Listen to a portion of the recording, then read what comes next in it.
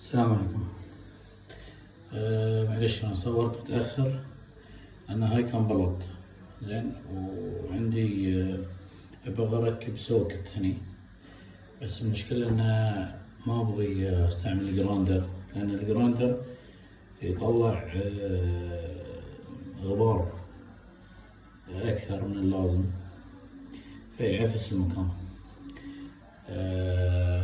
لذلك اخترت اني استعمل المالتي فانكشن. بصراحة انا اول مرة استعملها حق بلاط، بس شفت انه اوكي، بس تاخذ وقت اطول طبعا. يعني الجراندر ياخذ مثلا ما يعوق، يمكن دقيقتين ثلاثة انت مخلص، لكن هذه يمكن الحين انا اخذت فيها يمكن نص ساعة، بس ان القص يكون مثالي ونظيف، بس تاخذ وقت ان شاء الله. بعد ما اخلص نصور. اخيرا